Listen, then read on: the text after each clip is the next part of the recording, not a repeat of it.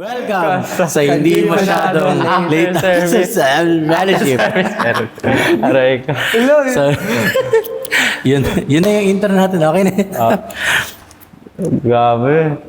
Wala. Ay, episode 24. 24? 25 ka? Ano ba? 24 last time 25? Ay, ngayon 25. Episode 25. Sorry, tulog yung mga utak. Ay, ganun talaga. Okay, so medyo wala po kami energy ngayon. Busog po kami. At salamat po sa mga kabataan na nag-sponsor ng pagkain. Jones. Mga nagluto. So, ito po ulit kami na mga kabataan na Kumataan.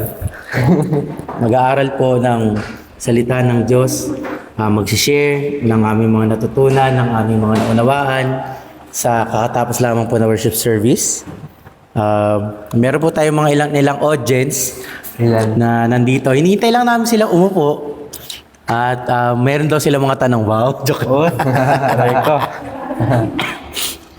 So bago po tayo mag-start, tayo po ay manalangin muna. Sige, Brother Jan, lead mo yung prayer natin. Manalangin pa tayo. Dito pa natin mata. Manahin Diyos Ama. Sa Ama, sa ngayong araw na ito, patuloy kami binabayanan na. Ama, sabat oras ito, Ma. Patuloy kami, Ma, gabayan ng iyong banal na Espiritu, Ama.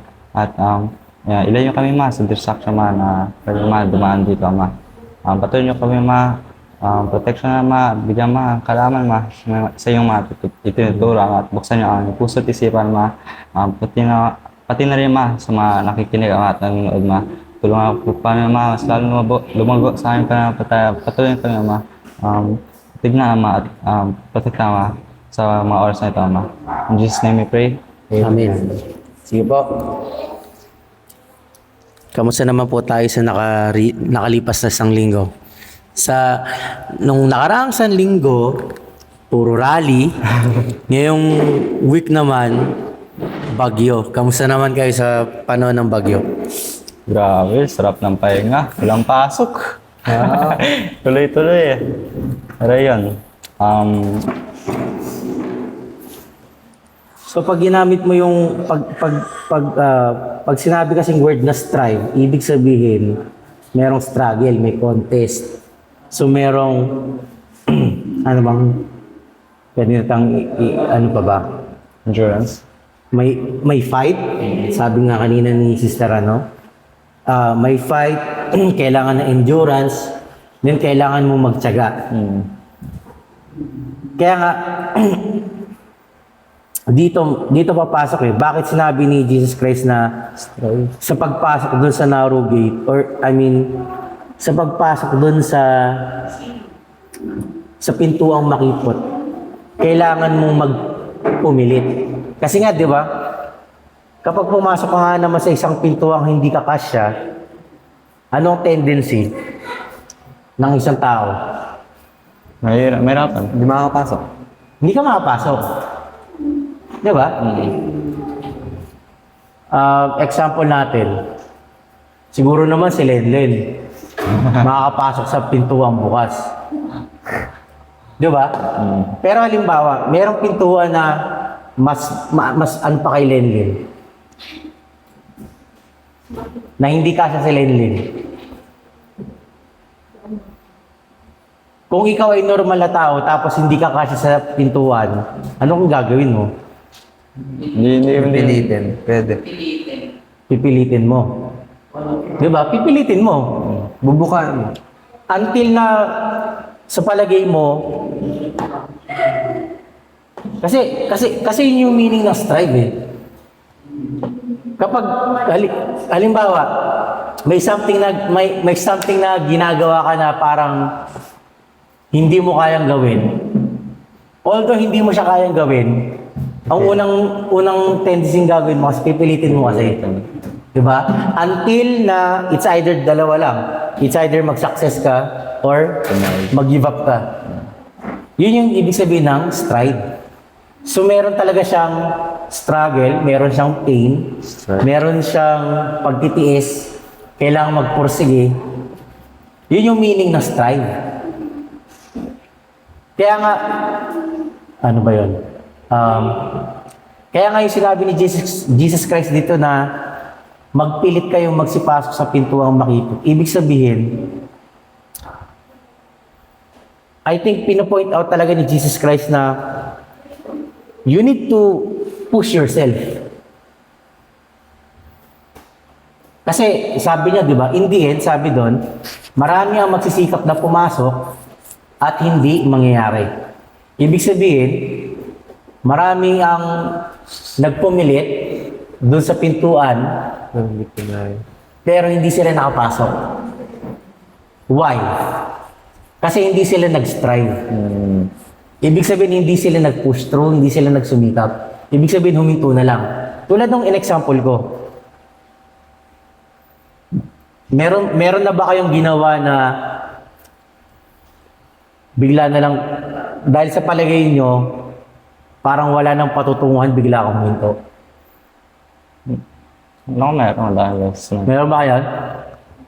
Meron na ba kayong nagawa sa buhay niyo na parang may ginagawa niyo to pero dumating sa punto na parang ay ayoko na. Di Give up talaga. moments. Hindi pala kaya. 'Di ba? Bakit? Pagod na. Pwede yun, pagod na, mahirap. Ano pa ba? Imposible. Serious. 'Di ba? No hope na. Yun yung masasabi natin na doon nag-stop na yung pag-strive mo. Kasi ayaw mo na. Pero, yun nga eh, bakit yun ang title, tapos yung main text natin, yung sa may 2 Timothy, di ba?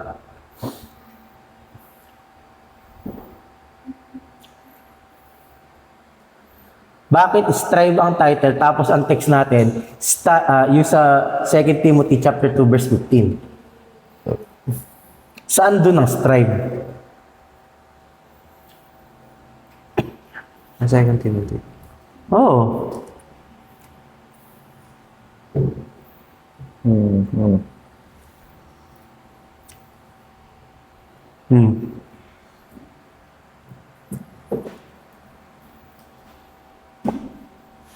Saan doon ang strive? I think yung kung titingnan natin ulit yun sa ginamit na salita sa King James, yung to study,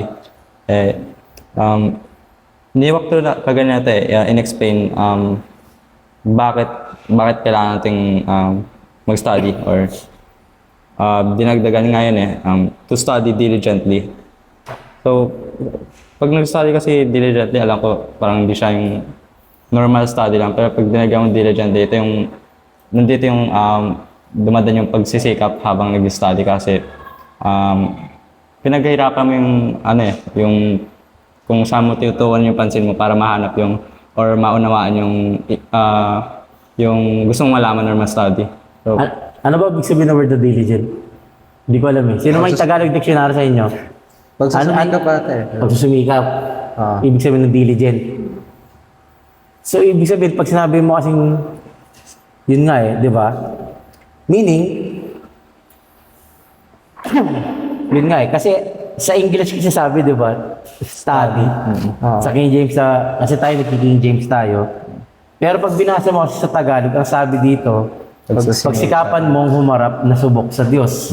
Subok. Kaya nga nagtataka ako kanina eh. Bakit magkaiba yung Tagalog at English? yun nga. Kasi kung Tagalog lang, dapat ang nakalagay dyan, pag-aralan. Di ba? Pag-aralan mong humarap na subok sa Diyos. Pero sa English kasi, to study. Di ba? Kaya lang, nung tinignan ko sa Hebrew word yung study, ang ibig sabihin pala dito ng study, make haste. Bilisan? To your speed. Make haste or endeavor and then give diligence. Labor. Yun ang ibig sabihin ng study. So, meaning, ang nais ng Panginoon sa atin, hindi lang mag-aral, kundi, gamitin ko yung word, madiliin natin. Ba't kailangan madali? Bakit kailangan madaliin? Di ba? Yun ang kailangan nating maunawaan. Bakit kailangan nating madaliin? Why? Kasi nga, sabi dito,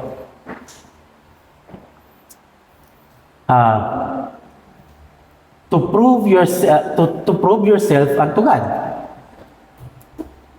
Bakit kailangan nating madaliin sarili natin na ma-prove o ano ba sa Tagalog nun? Na mapatunayan yung ating mga sarili sa Diyos.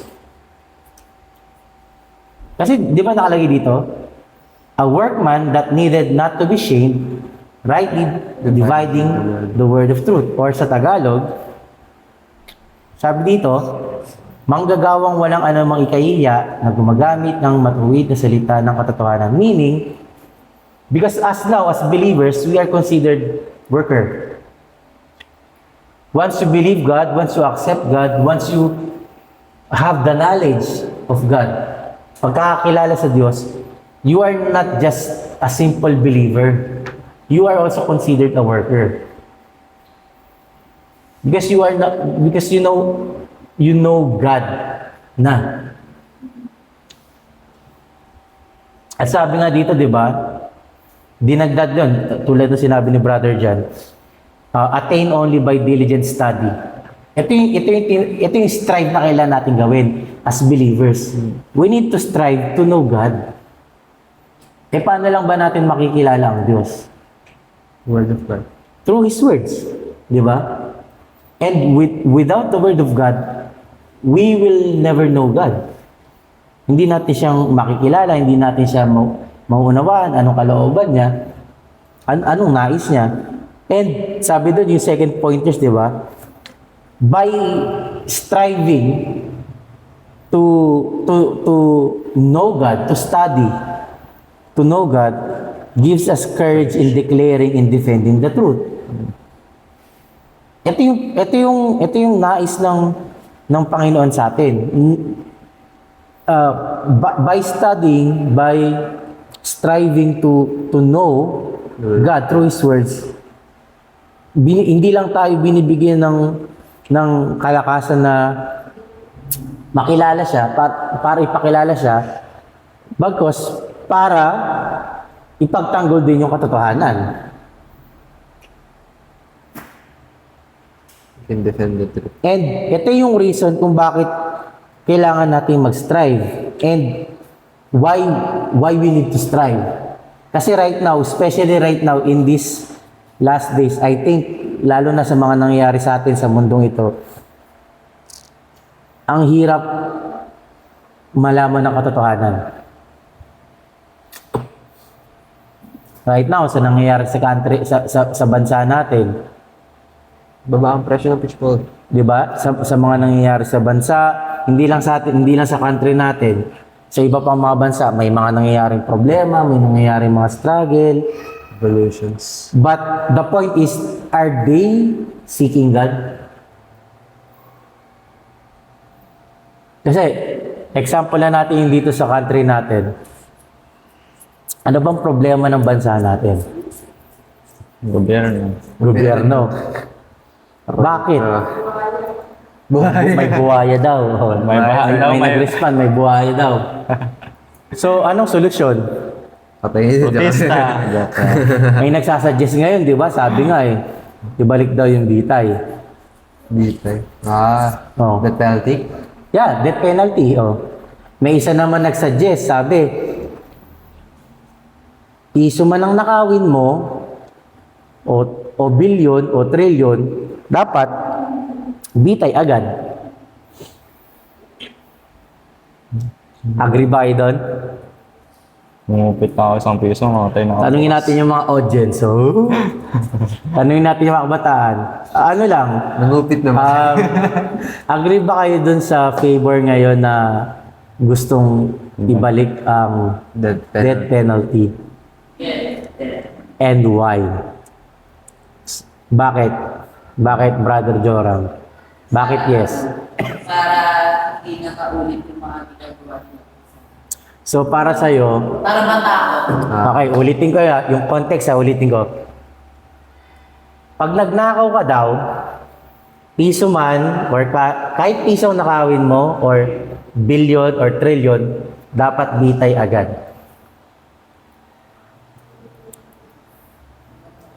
Kahit piso.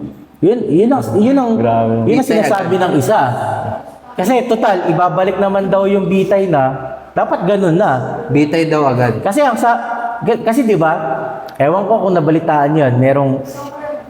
Nabalitaan niyo ba yung isang artista na sumali sa rally? Na ang sinisigaw niya, dapat daw ang parusa mo sa mga magnanakaw, bitay. Si ano natin. Nakita ko rin duman sa Facebook eh. Oh.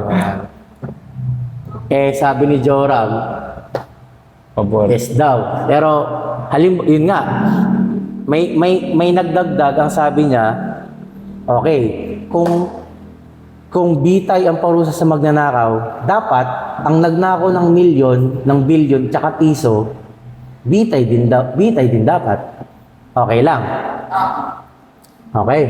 Yung iba, Step hindi si daw. Step, Unfair naman dun sa sabihin na, kumbaga, dun sa advantage, if ever lang na, yes, meron yung mga sinatawag ng corrupt ganyan. Ah. Like, nangyayari ka ganyan sa government natin. oh, Pwede dun sa mga malalaki, yung kinukuha, since nanginginabang sila sa parents ako. Pero when it comes naman dun sa mga, unlike 1 peso, mga, parang ang ginagawa nila is, wala silang makain, kaya ang choice nila is magnakaw. so okay lang. Parang unfair din sa Unfair. mga kakakan, lalo na kung hindi naglalaban nila is for their own sake naman po talaga na, para, ang hirap Iboto sa Step. parang, kung pagbabasihan natin na sa sariling bagay lang sila magbabase, like 1 peso coin, compare sa 3 million or what, ang unfair po dun sa madadamay. So no. Okay. So, si Debate. si future Mrs. Maliwat, anong Guru, same case eh. ganun din paliwanag, copy paste. Ang other case, siguro yung may pagsasabihan nila, yun yung dapat bigyan that penalty. So parang ang sinasabi niyo, nababase ang death penalty sa laki ng ninakaw. Ano limit nun? May point na kahit busy Ayun yan, na. siyempre nagawa mo magnakaw, di ba nasa opposite ng Bible na? Di pa to nangupit ah. Okay? Marens. Neutral. Paano yun? Ano neutral? Wait lang. Wait lang po. Order in the court. Ano yung... Sige, tuloy. Bago si Marens. Ano yung sinasabi mo? Maliwat. Kasi pag kumbaga, kung trillion yung kinuha nila, parang ganun din sa laki yung damage na magagawa nila. Unless sa piso, kunyari, kuha ako ng piso, Joram, Wala nang pamasahe. sa kanya yun. Or, ano bang magagawa ko sa piso? Malaki.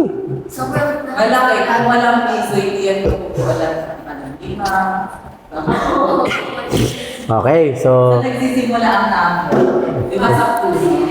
Okay, so yes, no, no. Marens. Anong neutral? Zero. Wala pa akong nakitang sagot na yes, no, neutral. Ano? Oo, hindi. Maganda yun. May ganito tayong conversation. Oh. Kasi sa work sa akin bagay yung pagkita. Grabe yun ah. Aray ka. Pero pag hindi ka corrupt, Pero pag di ka karap, okay lang. wag bitay. Hindi, yun nga eh. Yun nga yung Okay. Yun nga ang konteksto na pinag-uusapan natin. Pag nagnakaw ka daw, bitay. Ngayon, may nagsabi, dapat, kesyo ang nakawin ay milyon Okay, piso. or piso, Bitay kasi na. nagnakaw ka pa rin. Dapat bitay pa din. Hindi, okay. Si ano? Si Dimple. Ewan ko, basta ako magmamakdo. Ganun. Ay, sorry po. Sorry. Hindi ko na rin para sa akin nakadepende kung kaya naman po patawaran ng piso lang. So, yes or no? Ano nga? Yes or no? No? Okay. May bago tayong kabataan si Sari. Okay, Sari. Naririnig mo ba yung usapan namin? Okay. Para sa'yo, ano ba opinion mo? Hindi. Bakit? Nagdakaw na ako eh. Nakakaya ko yan. Ako rin, na-compete na rin ako eh. Ha? Tama. Okay. Kung kayo kayo. Kayo. Oo, hindi, joke lang. Ikaw na. Ano ba? Ano sana, anong side ka? Pabor ka ba? Okay sana, kaso lang kung pwede nila, para sa akin lang kung pag-usapin natin in moral terms, pangit siya. I side with Step. Kasi may pros and cons siya. Pero kung sabihin natin, let's say, magkaroon ng... Kasi sa tingin ko, kung mawala yung mga corrupt, yung mga magnanakaw ng mga maliliit na I think marireduce siya since tag dito, yung pera na dapat para sa para pangtulong is magagamit instead of nananakaw siya. So alam mo yun, parang kung magkakaroon ng ganong law, dapat magkaroon ng ng fair trial.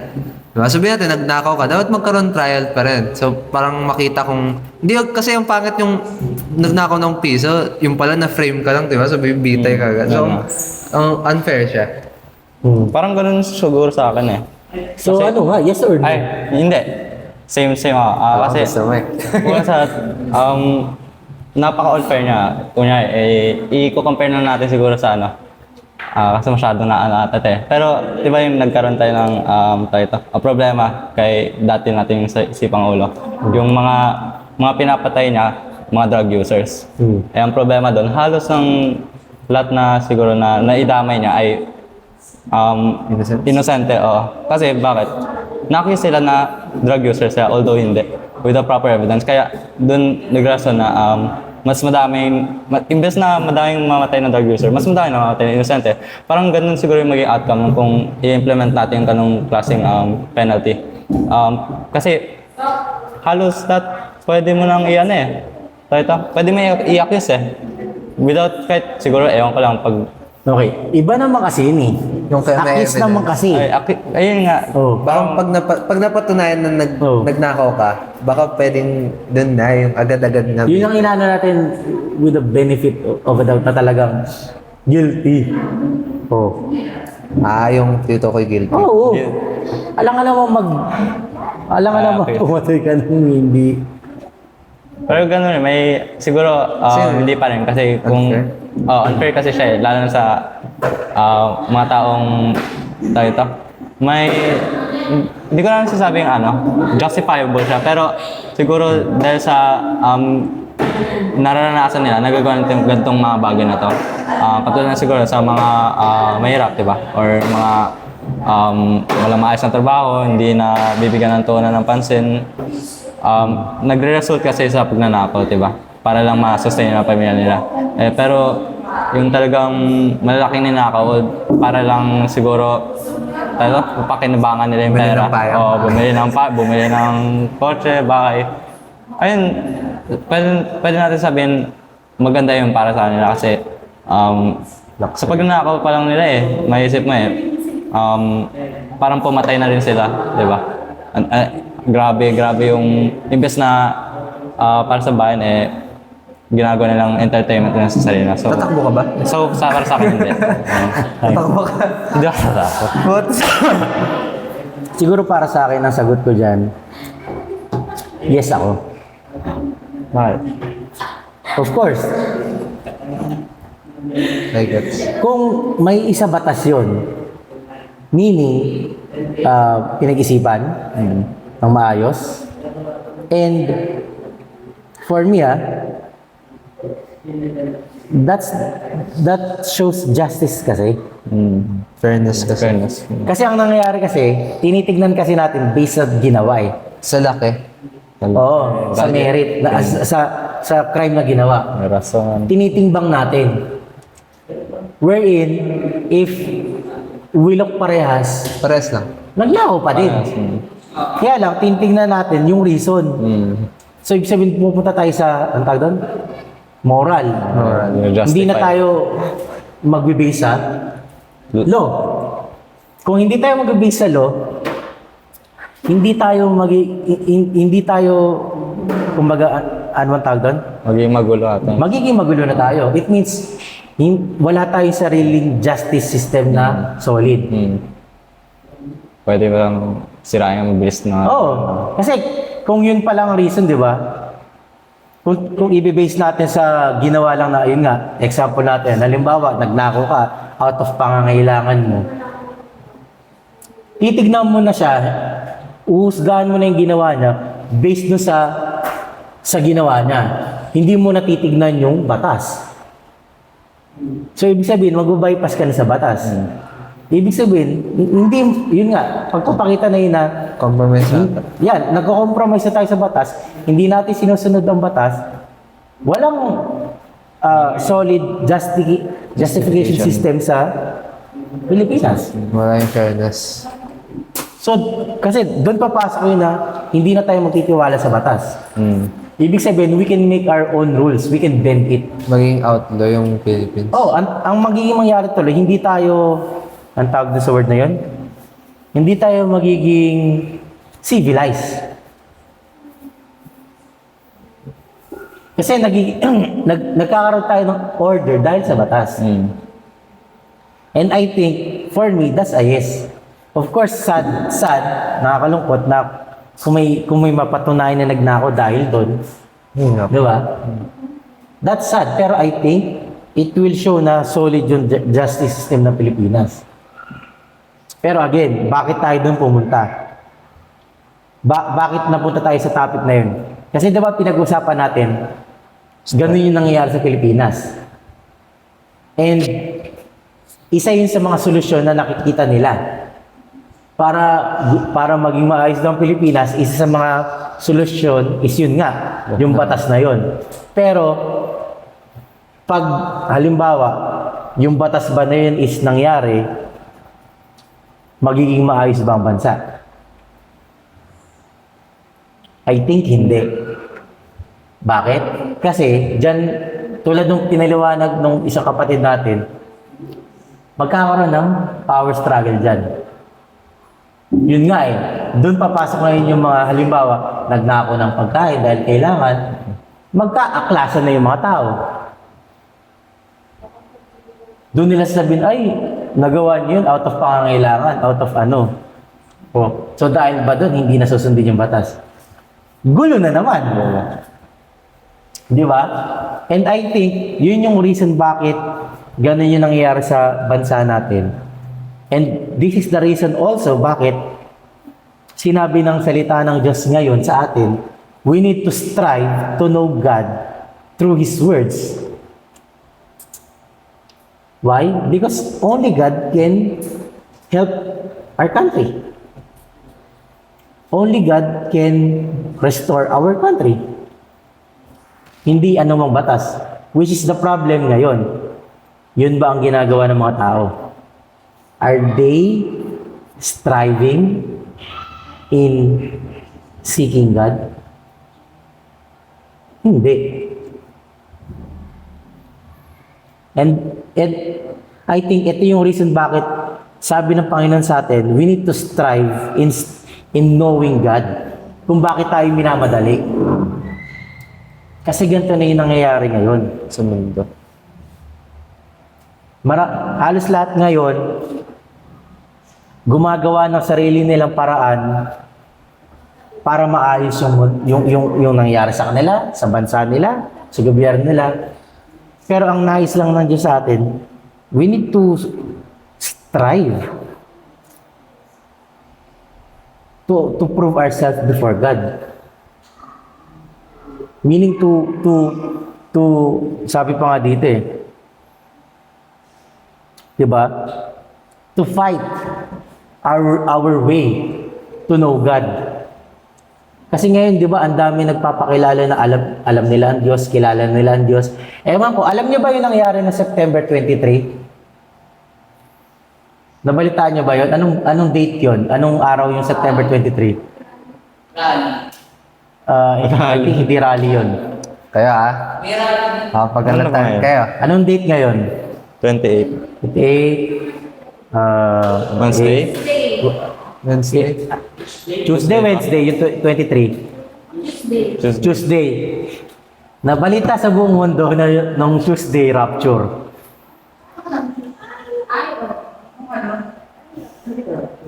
Yung darating na si Lord, kukunin ng Lord yung mga Christian. Nakita ko rin yung sabi, bukas na daw. Alam nyo ba nung nabalita yon bago mag-Tuesday, anong ginawa ng mga tao? Ang dami kayo yung iba, nag-ano na sa mga kaaway nila, nakipagbati na. Yung iba, gumawa ng mabuti. Grabe. Nalaman ko lang yung balita na yun, nung Friday. Wala ka. Naiwan ka. Kaya yung isip ko nun, kaya ba wala nang gawain ng Friday? Kasi si Pastor Manny nasa heaven na. Why? Kasi sabi daw nung, ewan ko sinong tao nagsabi. May pastor daw yun eh. Sabi daw diba? na bukas na daw yung... Ang sabi niya kasi, ang rapture daw, bukas na. darating daw si Lord, September 23 or 24. Kaya yung mga tao, ang gulo.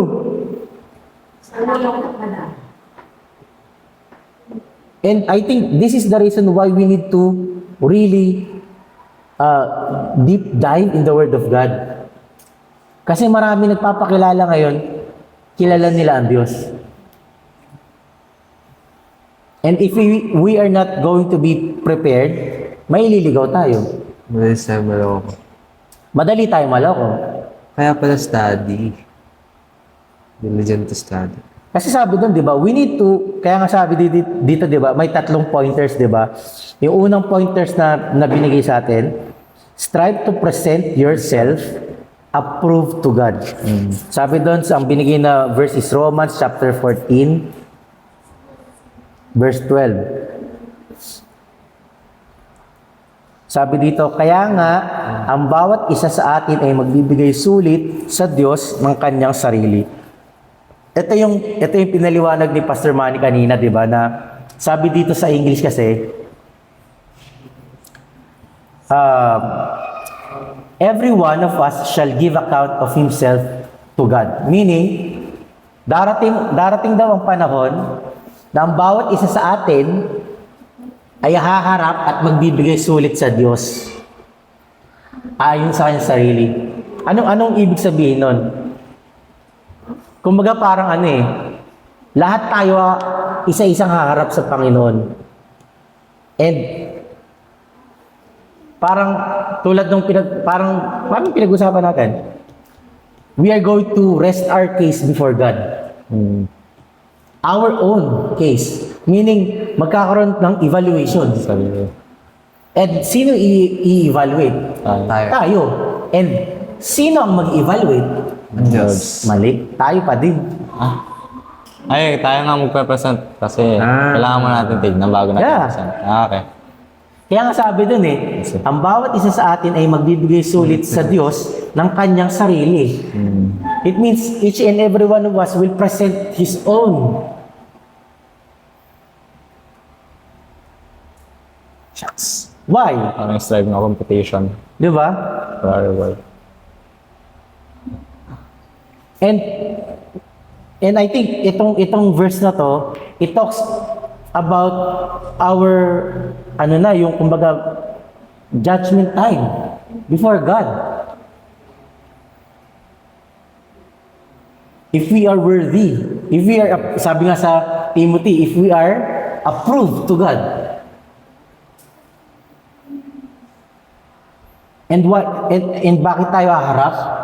Sabi sa pointers number 2, because we are a worker. And sabi sa James chapter 1 verse 25, diba?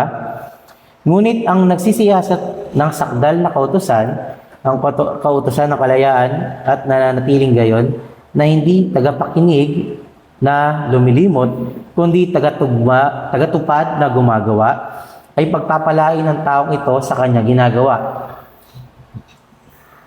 Bakit tayo haharap sa Diyos?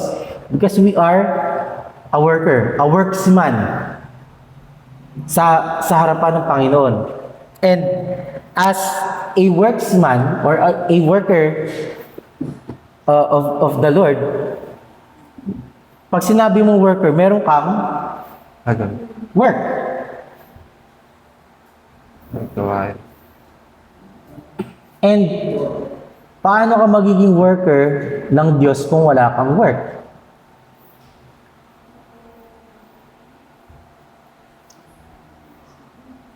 Na example dito kanina, ewan ko kung tama yung pagkakarinig ko kanina, di ba? Tinanong kanina ng pastor natin, kayong praise and worship, yung ginagawa nyo ba sa praise and worship, yan na ba yung tinatawag na work? Yung gitarista, yung pianista, yung basista, yan na ba yung work? Dito, yung mga audience nating praise and worship, naabutan nyo ba yun? Yung sinabi ni Pastor Manny kanina? Hindi. Na parte kayo ng praise and worship, yung ginagawa nyo ba, work na yan? Hindi siya everyday, that's everyday. Paano yung Monday tas to Friday daw? Hindi, iba sa akin. Hindi. Bakit? Hindi kasi yung sumisikat yun eh. Parang Ha? easy mode ka every Sunday ka lang. Well, hindi Bakit? ka extra yun eh. Kasi, katulad ng sinabi ni James, sabi niya dito, diba?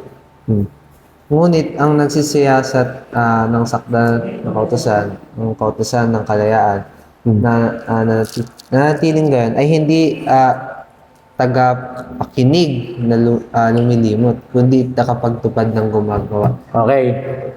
Okay, ito yan. Di ba worker tayo ng Panginoon? Kayo ba worker kayo ng Panginoon? Yes, of course, lahat tayo ng mga tinawag ng Panginoon. If you are called by God, if you are called by Jesus, you are a worker. Okay. Paano tayo paano ka malalaman, paano malalaman na ikay worker? Pag may gawa. Pag meron kang work, may ginagawa. Okay. Paano tayo binibigyan ng trabaho ni Lord? Ano nga ba? Oh. Kaya salita. Sa pamamagitan ng kanyang salita. Ayun. Sabi nga dun, di ba? If you received the word of God, You will. then as a worker, you should act or work for the word of God. Ang tanong, ano bang inutos sa atin ng Panginoon? Preach the gospel. Diba? Yes. Di ba sabi ng Panginoon, make them disciple. 2 Timothy 4:1. Di ba? Go ye and make disciple of all nations. Teach them. Sabi, di ba? Okay, praise and worship. Sinabi. Kamusta? Disciple. Hindi lang praise and worship tayo. Kamusta?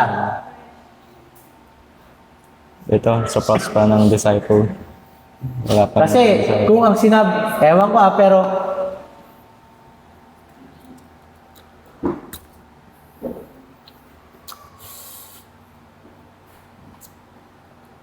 sinabihan ba tayo ni Lord na kumanta? Hindi. Hindi.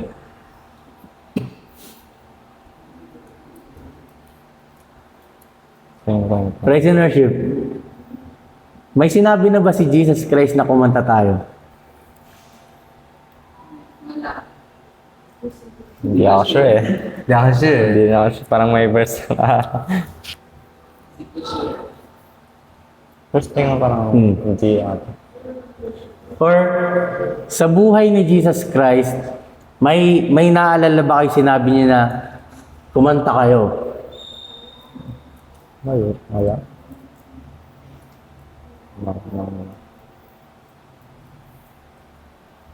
Wala. Okay. Gumagana ba yung video? Sa mga manunod po nito, pwede nyo po akong i-correct. Pero ito po yung pagkakaintindi ko. Bakit ba nabuo ang praise and worship? Bakit nabuo ang praise and worship sa palagay nyo? To praise God. Para papurihan siya, pasalamatan siya, dakilain siya. Tama?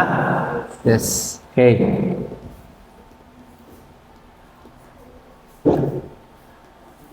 That is correct. That is good. Tama yon. Kasi dapat siyang purihan, pasalamatan, dakilain. Pero halimbawa, praise and worship. Pag hindi kayo kumanta, okay lang ba?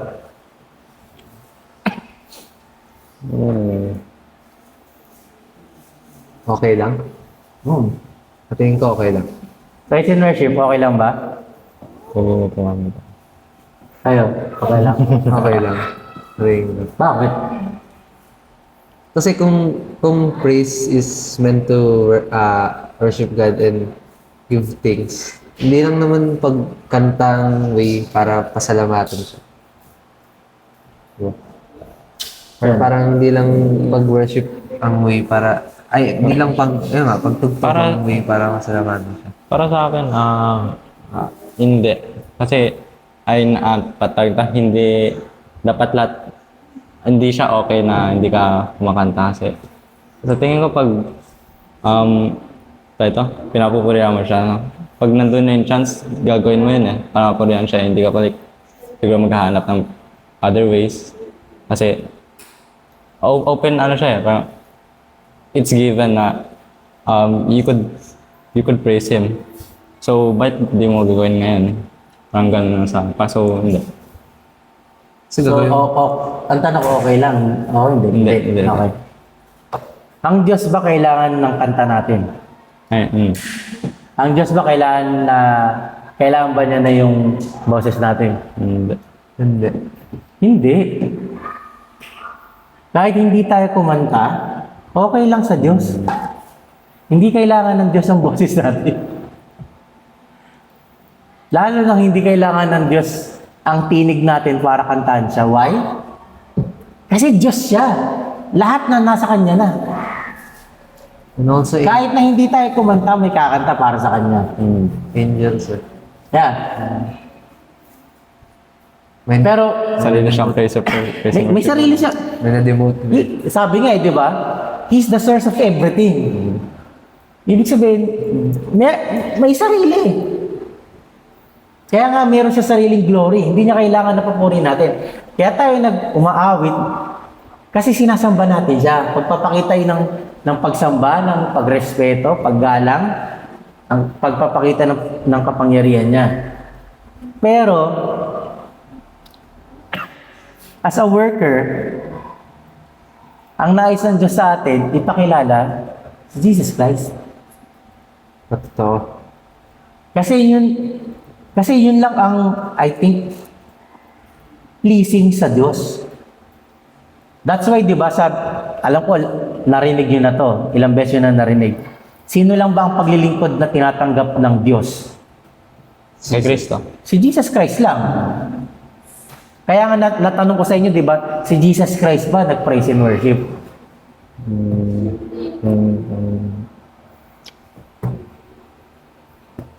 Si Jesus Christ, hindi po siya nag-praise and worship, pero kumanta siya. Hymnal. May isang instance sa Bible, bago sila pumunta ng Gethsemane, kumanta siya. Pero, what's more important is the way, kung paano namuhay si Jesus Christ. Ano bang naging buhay ni Jesus Christ? Ipakilala ang Ama. Luwalhatiin ang Ama. Purihin ang Ama. Dakilain ang Ama. Of course, ang pagkanta, uri yan ng pag-worship sa Diyos. Pero hindi naman lagi kang kumakanta. Mm. Buti sana kung everyday po kayong kumakanta 24/7. Malala as long ka na yan. Kaya nga natanong kanina ni Pastor Manny, di ba? Pagtapos yung kumanta, ano na? Wala no. Wala na. Antay ulit. Paano yun? Hindi na nag-worship. Di ba? So pag hindi ka kumakanta, hindi ka na nag-worship. Ano nang gagawin mo? Sakit nun, hindi lang... Hindi ka na ano, worker. Aray ka. Oh. Worker ka lang nung kumanta kayo. Ilang oras ba kayo kumakanta pag linggo? Ilang oras tayo kumakanta? Mga 20 o 40? 20 hours? Hindi, mga 40 minutes. 40 minutes. So ibig sabihin, 40 minutes lang nating wini-worship si God. 40 minutes lang tayo worker. 40 minutes lang tayo worker. Pagtapos nun, wala na. Di ba? That's why, yung pagiging worker natin dito, it talks about how we live as a Christian. Philippians chapter 2, verse 12 to 13.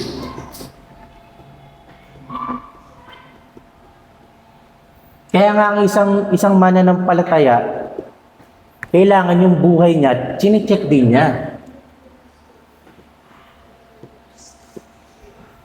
Kaya nga, tayo, ngayon, after natin, ito, pagtapos natin dito sa gawain na to, pagtapos ba nito, Christian pa rin ba tayo? Pag sinabing Christian, are we living the Word of God? Iniwan sa church. Di ba? Yun yung pagsusulitin natin sa harapan ng Panginoon. Are we living as a Christian? Si Sister Dimple, sa fast food na pinagtatrabaho po niya, huwag ka magbanggit. Sorry. Are you living as a Christian? No, walang judging, ikaw lang makakasagot niyan. Diba? Oh. So, tinanong kayo sa school, are you living as a Christian? Wow, Christian po ba? Boys at the back. Boys at the back. Oh. Me, as I stay at our home, am I living as a father? Am I living as a Christian? Diba? We can check. Ito yung pamumuhay natin bilang worker. Are we living the word? Diba? Kaya nga, ito yung mga ipagsusulit natin. Kaya nga sabi nila, di ba, may dalawang klase ng worker. Ano yung dalawang klase ng worker? Those who are ashamed. Yung isa ashamed, yung isa Not ashamed. Not ashamed. not ashamed. Oh. Ano sa Tagalog nun? Naiya. Nahihiya Hindi at nahihiya. hindi nahihiya. In short, walang hiya. Which is true. Tama naman. Tama, di ba? Yes. May narinig ako kanina habang pinapatulog ko yung anak ko, nag-meeting kayo praise and worship. Tinatanong si David, pwede ba paki-explain yun? Anong tanong na yun? Ano ba yung tanong na yun? Paano daw magpuri si David? Paano magpuri si David? Anong sagot? Wala ko ba? Nakaubad. May nagsagot na nakaubad. May nagsagot na nakaubad. Ano ba? Baliw. Parang Baliw. Ano ba? Yan lang. Yun lang. Yun lang. Pero ano tamang sagot? Sinabi doon? Ayun, parang parang siyang baliw. Parang baliw. Ganun. So si David baliw. Hindi, parang baliw. Parang baliw. So, Parang baliw yung... Pag nagpupuri ka, kasi ano... so ibig sabihin, kailangan nating maging baliw? Hindi naman. Yun ba? Ano ba? Paano ba magpuri si David? Hindi siya Sino sumagot ba sila? Hindi. Okay. Okay. Yung mga hindi sumagot, kahit tatanungin ko, paano magpuri si David? Sumasayaw. Sumasayaw. Yeah. Walang pakialam sa paligid. Parang exaggerate.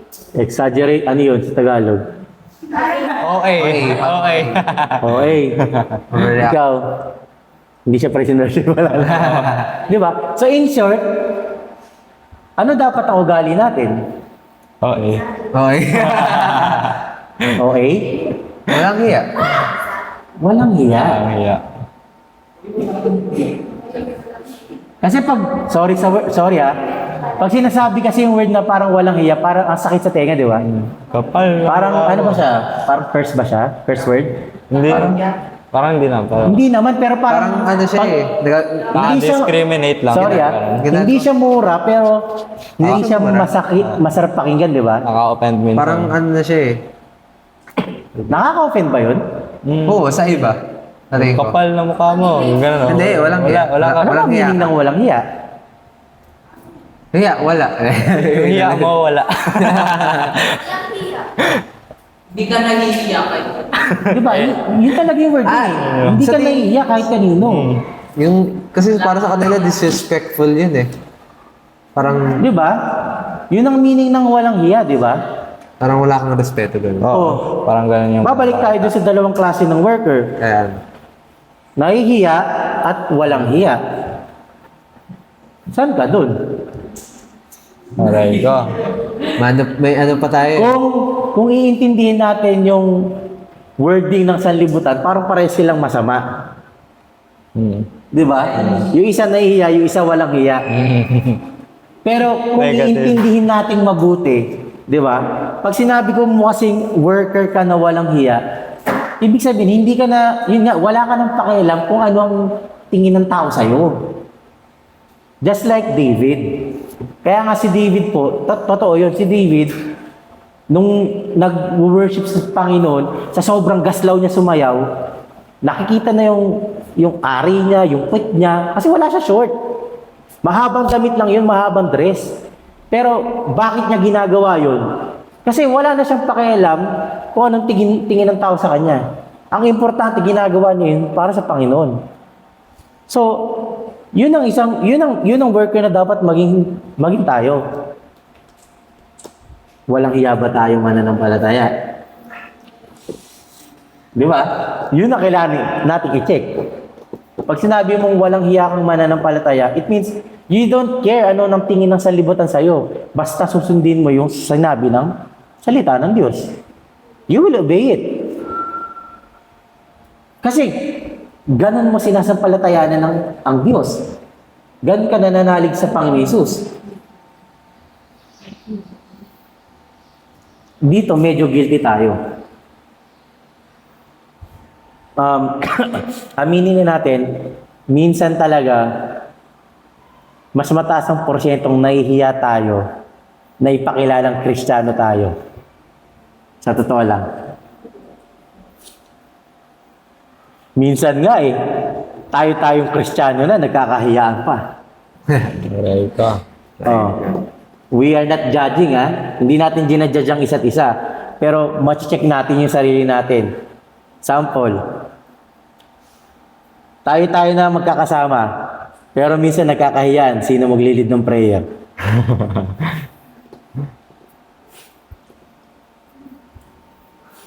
Oh. Hindi, minsan may ganyan, di ba? Ayan. Kung sino yung pinakamalakas ang boses, pag pinag-lead mo ng prayer, Kaya. ay, nakatahimik. Ba't may natawa sa audience? We are not judging, pero minsan ganun eh. Minsan parang Innocence eh. nahihiya ka. Di ba? Oh. Pare-pares naman tayong Kristiyano. Lahat tayo nakinig ng worship service kanina, di ba? Oh. Pero pag tinanong tayo, sige nga, sister, anong natutunan mo? Brother, anong natutunan mo? Lahat tayo, ay, di pala ako nakinig. But, Di ba? Oh, ngayon, labas tayo. Oh. Kristiyano tayo, pero minsan sa school, medyo nahiya tayo ipakita. sabi ng classmate, Kristiyano ka pala. Sa trabaho, minsan nahihirapan, di ba? Ay, God. Oh. Siguro kung kayo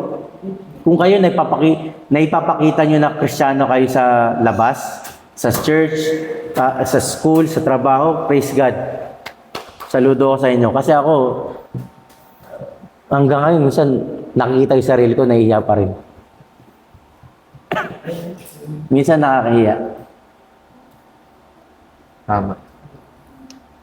Anong sasabihin nila pag... Bakit ganun? Bakit ganun yung nangyayari?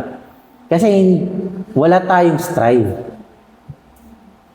Hindi tayo nagsusumikap. Diba? Diligence. Sino dito yung nakasama ng nung meron tayong Esperanza dati noon, yung dito sa Green Valley. Um, o kaya nung nag-evangelism pa kayo, lahat ba nakapagsalita? Sino sa atin dito yung matapang na pag may nakita, ako na, sige, ako na magsasalita, ako nakakausap. Ganun pala. Alam mo, pili yun eh. O minsan nagbabato-topic pa kayo. Yan eh. Oo. Ako muna, ikaw na susunod. Di ba minsan ganyan tayo na, Kristyano ako pero ito si Kuya, manginginom, hindi, nahihiya ako ipakilala si Jesus Christ. Di ba? Why? Kasi wala tayong ganong diligent or strive na tinataglay. Kaya nahihiya tayo. And yung salita ng Diyos, hindi natin naipapamuhay. Kaya nakakahiya.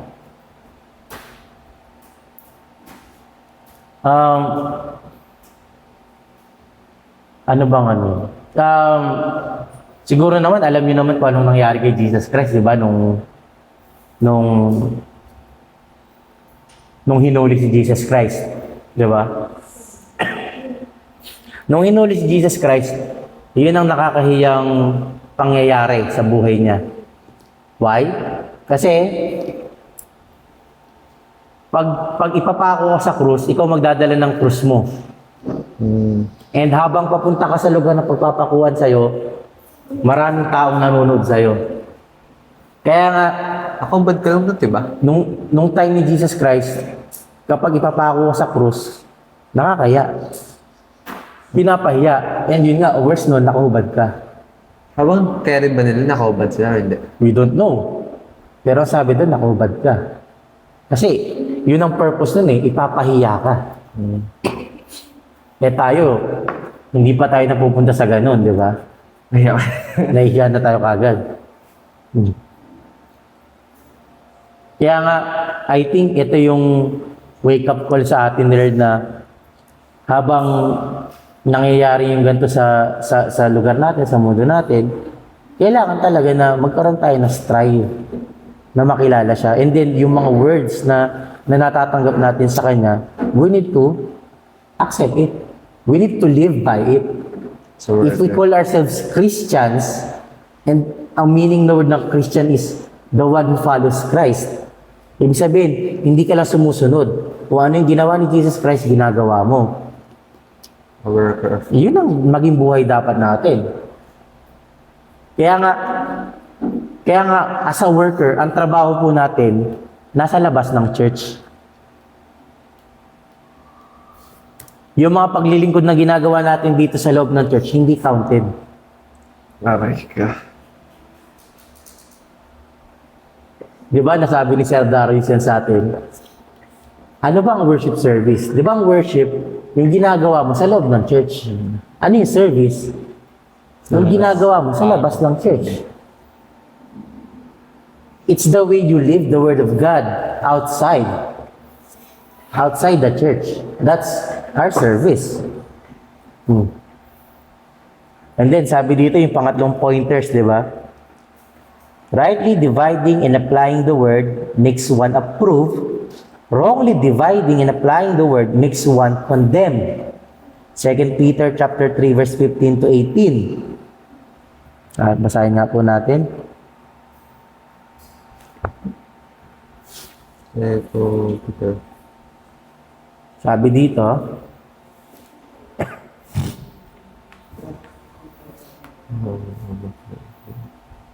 Second Peter chapter 3 verse 15 to 18. At inyong ariin na ang pagpapahinuhod na ating Panginoon ay pagliligtas, na gaya rin naman ni Pablo na ating minamahal na kapatid, na ayon sa karunungang ibinigay sa kanya ay sinulatan kayo.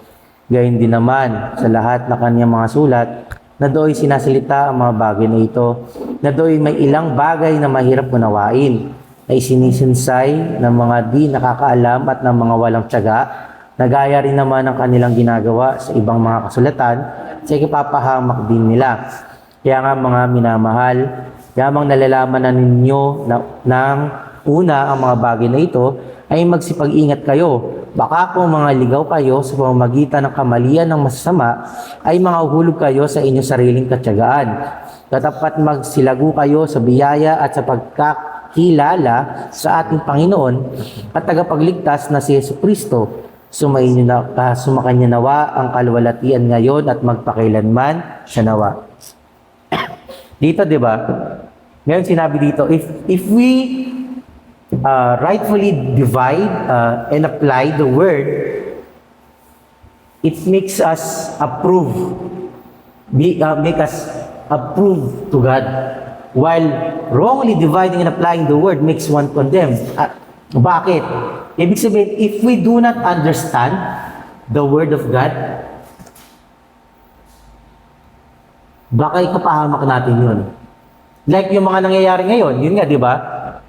Yung nagsabi na pastor na sa 23, 24, sino nagsabi sa kanya? Saan niya nabasa? Paano nalaman ng date? Dinaig niya pa si Jesus. Di ba? Kasi alam natin, mismo si Jesus Christ ang nagsabi, ang Diyos Ama lang ang nakakaalam ng araw. Kahit siya hindi niya alam eh. Kahit siya, hindi niya alam. Eh, bakit siya alam niya? At doon pa ako nagtaka, bakit dalawang araw? 23, 24. May classes. Ano yun? Pag hindi nangyari ng 23, pwede 24, gano'n. Pag puno na daw yung bus, meron pa 24. Diba? And I think, ito rin yung nangyayari sa atin. If we, kung hindi natin nauunawaan na mabuti yung salita ng Diyos, pwede tayong malito, pwede tayong magkamali. Tayo makaligaw ng tao. Pwede tayong maligaw. Makakatawa pa tayo. Naalala niyo yung di ba tinuturo sa atin ngayon sa church, di ba, deny yourself. Amen. Okay. May napakinggan ako, nangangaral siya. Ang sabi niya, paano daw natin i-deny yung self natin? How do we deny ourselves? Di ba? Ano ba yung self na yun na dapat natin i-deny? Bakit natin dinideny yung self na yun? Ano ba yung self na yun? Di ba old self? Yes. Ano yung old self natin? Tayo. Ito yung lumang ikaw na inaalipin, na ginagamit ni Satanas para gumawa ng kasalanan, para maalipin sa kasalanan, para manatili sa kasalanan. Paano natin yung dapat i-deny? Sabi nung narinig ko, kailangan yung old self natin, ilapit natin sa Diyos.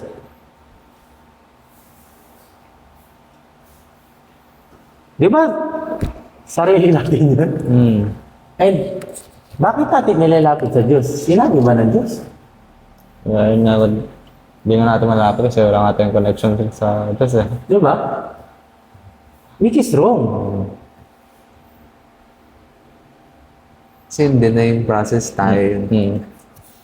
And right now, di ba? Maraming mga, even Christians ngayon, maraming nalilito, maraming nagkakamali. That's why, if we are not diligent in studying, knowing, kaya nga napaka-importante, lalo na sa mga kabataan po na nakikinig sa amin, ngayon sa mga audience, kapag may hindi po kayo naiintindihan sa salita ng Diyos, make sure dapat bago po matapos yung araw, maunawaan ninyo. Kung hindi nyo po naiintindihan, dapat po magtanong kayo. Huwag lang kayong amin ng amin. Kasi pagpapakita nyo ng kawalan nyo ng tiyaga. Diligence. Ibig sabihin nun, tamad ka. Why? Pinapaniwala mo yung sarili mo na alam mo, naiintindihan mo, pero deep inside, hindi pala. Kaya minsan, I'm sorry, kaya minsan may mga kapatirang nawawala, nanlulupaypay, nanghihina. Why? Because they misunderstood the Word of God. Lagi natin pinag-uusapan. Di ba? Alam ko, samang-sawa na kayo, naririnig niyo sa akin. Bakit may mga kapatiran tayo nung hindi pa nababautismuhan ang sipag? Pero nung nabautismuhan, hindi na natin mahanap. Aray ko. Wala na. Di ba? Nung hindi na bautismuhan, ang sipag. Sumasayo-sayo pa. Nakasama pa sa, ano ba? Ano ba yun? Nakasama pa sa isang gawain natin. O, di ba? Pero bakit nung nabautismuhan na, nawala na? Kaya, Natake ka agad. Di ba? Defeat. So, kaya nga napaisip ako nun. So, dapat pala, kapag may dumadating na bago sa church, dapat wag na mabautismuhan. Para hindi mawala. So, dapat ba ganun? No. Di ba? Kasi tingnan nyo, bakit sila nawawala? Tapos pag tinanong natin, bakit wala ka? Bakit ganyan? Bakit yung mga reason nila kakaimba? Kakaiba. Diba? Hindi ako nagigising eh. Pero nung hindi ka pa nababautismuhan, ang aga mo, may problema ba? Di ba parang, it means they don't understand. Akala nila, normal lang yun. Pero sa atin, di ba, ipinaunawa sa atin. Once you accept baptism, it's a sign. It's like parang, kumbaga, it's your say to the Lord na, yes, Lord, and no to the devil. And once you baptize, you are declaring yourself as an enemy of the devil. Kasi hindi ka na sa diablo eh. So, atakihin ka ng kaaway para mawala ka sa pananampalataya. And bakit nawawala yung iba? Kasi they misunderstand. Kaya nawawala sila. Kaya nga, di ba, may isang talata sa Bible, sinabi sa aklat ng Hebreo, mabuti pa sanang hindi nila nalaman ang katotohanan. Why? Kasi nalaman mo na yung katotohanan, tapos tumalikod ka pa. Okay. Sasakit. Di ba, sabi mo, wala nang hain. That's why tayo rin, alam ko. Kaya nga, alam ko lahat tayo ng mga mananampalataya. Alam ko, naranasan nyo rin yan, na minsan talaga, inaatake tayo ng katamaran, para nakakatamad magsimba, nakakatamad ng pumunta sa church, nakakatamad ng maglingkod. Why? Because, kung hindi natin ito na naunawaan, hindi natin ito pinag-aralan, akala natin normal. Pero now na pinaunawa sa atin na, ay, kaya pala tayo nakakaranas ng gato. Kasi merong kaaway. Merong diablo na sumisira sa faith life natin. Gusto tayo ibalik sa dati. Diba? Kaya nga, right now, alam na natin paano ito labanan. Alam nyo ba? Alam nyo ba? Di ba? Of course, hindi tayo perfect. Some of us, minsan, nagpo-fall, nagda-down, nawawala. Meron na akong kilala eh. Nung hindi pa siya nababautisman, hindi siya nagkakasakit. Nung nabautisman siya, nagkakasakit na siya. Lagi nga siya wala eh, pag linggo. Friday nandun, Saturday mawala, linggo mag-message, Sir, di ako makapunta, may sinat ako, may tangkaso ako. hindi ko kaya. We don't know. Pero may ganong struggle, di ba? Pero lumalaban siya, di ba? Malaban ka ba? Di ba? We fight, di ba? Kasi alam Kasi niya. kailangan natin lumaban. Alaksa. And I think yun yung strive. We need to fight. Amen. Sorry, sir. Kasi yun yung ginagawa ng away. We need to fight. Gusto ko lang i-share yung di ba naalala niyo yung pinag-usapan natin isang kapatid natin sa pananampalataya na namatay, di ba? Nagkaroon ng memorial service sa kanya. And then yung wife niya, nakakabilib kasi di ba yung wife niya, kahit na masakit para sa kanya, dahil nauunawaan niya yung salita ng Panginoon, pinatawad niya yung killer ng asawa niya. Di ba? Tayo kaya ba natin yun? Okay. Ha? I think it's very hard for us. Pero if you have the heart like Jesus Christ, madali lang. Kasi kahit si Jesus Christ, di ba ganun? Kahit nung nasa cross si Jesus Christ, ang sabi niya, di ba, Ama, patawarin mo sila kasi hindi nila alam yung ginagawa nila. And I think, yun yung nagiging isa sa mga benefit if we rightfully understand the word. It will help us understand and receive the mind of God, the mind of Jesus Christ, the heart of Jesus Christ, diba? How He lives. Ito yung kailangan nating maunawaan. Kaya nga, I think, yung strive na word, importante siya para sa atin. Kaya nga may kantang yan eh. May kanta yan eh. Yan ang title, Strive. Why? Ibig sabihin yan, magpapatuloy tayo, pero hindi tayo magpapatuloy dahil relax tayo. Magpapatuloy tayo kasi kailangan natin. Kasi may laban. Kasi may struggle. Kasi pumapasok tayo sa makipot na pintuan. Ini-imagine ko nga eh, yung sinasabi ba ni Jesus Christ sa makipot na pintuan, literal na ganyan? Ganyan, yung hamba na yan. Pero maano lang. Kasi I think, yung sinasabing makipot na pintuan, mahaba eh. Ibig sabihin, parang siyang path. Ganon siya makipot. Hindi porket nakapasok ka na tapos na. Hindi. Tuloy-tuloy siya. Alam mo yun? Parang yung nakakarve siya sa gilid ng mountain. Parang ganon. You need to push yourself talaga. And yun po yung struggle. Agonize. Kaya nga yung word, di ba? Nandun yung word na agonize eh. Agonize. Pag sinabi mo kasing agonize, hindi lang siya masakit. Mahirap. Hindi lang siya mahirap. Meron siyang pag-iyak, pagsigaw, kasi nararamdaman mo. Kaya siya agonize. Kaya kapag sinabing agonizing pain, hindi lang siya pain na physical, pati labas, napapasigaw ka sa sakit. Yun ang agonizing pain. And I think, yun yung reason dapat tayo mag-strive. Hindi lang sa praise and worship, kundi sa atin din, sa mga kabataan, kananayan, katatayan. Lalo na, ngayon, darating na next week, October na.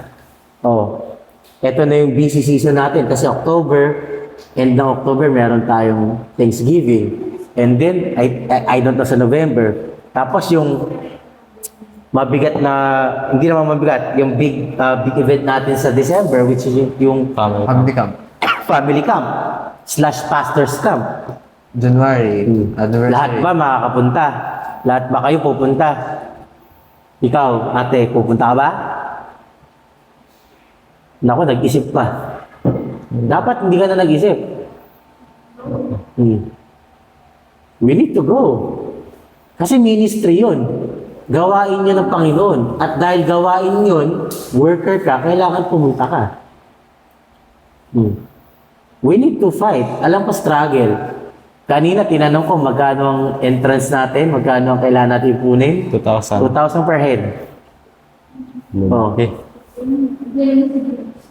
Kailangan natin mag-strive. Isang nag-work din sa fast food. Di ba? Sponsor. Oh. Kailangan natin mag-strive. Oh. Alam ko, mabigat siya. Ano yun, malaki. Malaki siya eh. Pero kailangan natin mag-strive. Oh. And then, bago yun, ito pang darating muna, itong October. Oh. Bago itong October, yung Saturday nyo pa. Meron kayo. Oh. Kailangan nyo mag-strive. Oh. We need to really check ourselves. Diba? So nawa, nakatulong po kami kahit pa paano sa pag-sharing po namin. Kahit pa paano nakatulong po kami na maunawaan niyo po kung ano po yung worship service namin today. Strive. Yeah, we need to strive po. And kung meron po kayong mga nauunawaan na hindi namin alam, please i-type nyo lang sa comment. Nice din po namin marinig, malaman kung ano po ang tinuro ng Panginoon sa inyo at sama-sama po tayo matuto. Sige po. Hindi lang pagtatapos, Brother John, sige, lead mo yung prayer natin. Sabay-sabay pa tayo manalangin. Kami na Diyos na tuloy kami naman, nagpapasarap ang muli, mga oras na ito, ma. Patuloy kami mga ginabayan, ma, sa aming gawain, ma.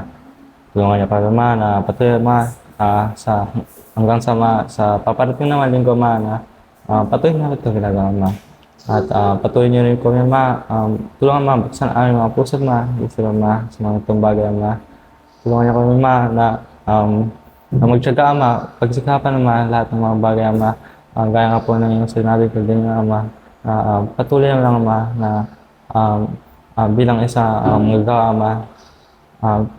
Patuloy kami ma na sumikap ma, para manood na yung mga salita ma. Patuloy niyo rin po ama, gabayan po ama, mga nakikinig ama na tulungan sila ma, buksan ka ng puso ma, pati na isipan ma, at manood pa ma, yung mga salita ma. Patuloy niyo rin po sila gabayan ma, sa kanyang mga buhay ma, at sa kanyang pagtatsaga ma. In Jesus' name we pray. Amen. God bless po sa ating lahat.